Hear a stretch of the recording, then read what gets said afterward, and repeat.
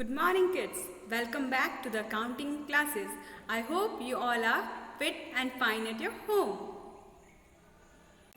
So, today in this lecture, we are going to study about attributes, or we can say characteristics of accounting, identification of financial transactions or events, measuring the identified transactions, recording, classifying, summarizing, analyzing, and interpretation and communicating.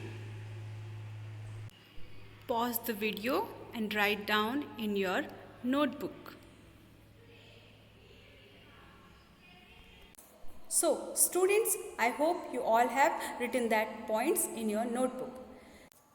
So, your very first point is identification of financial transactions and events.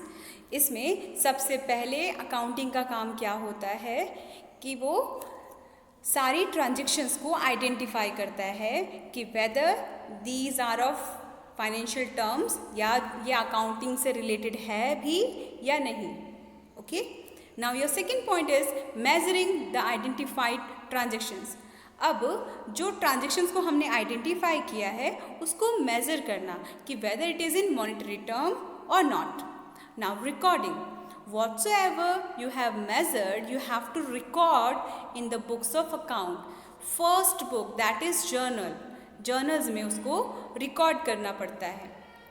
Now your next point is classifying. अब आपने जिसको record किया है, जिस transaction को record किया है, उसको आपको क्लासीफाई करना पड़ेगा कि वो किस अकाउंट से बिलोंग करता है. आपको उस अकाउंट में उसको राइट डाउन करना पड़ेगा. सपोज एक ट्रांजेक्शन क्रिएट हुई या एक इवेंट हुई कि you paid a cash to Ram.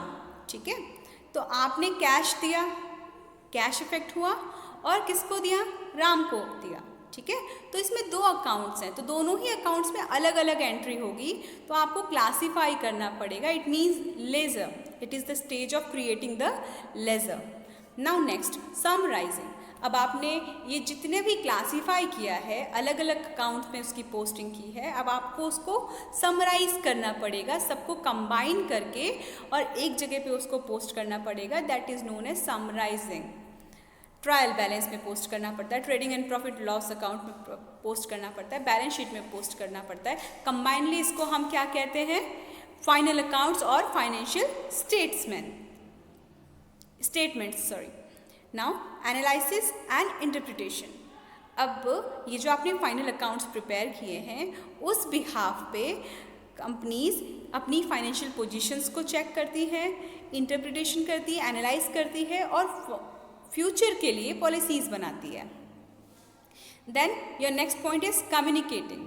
Communicating, as I have explained you in the further videos, like communicate करना मतलब कि अपनी फाइनेंशियल पोजीशंस, अपनी कंडीशंस, जो कंपनी की रेपुटेशंस है, उसको वो इशू करती है एक्सटर्नल यूजर्स के सामने और इंटरनल यूजर्स के सामने.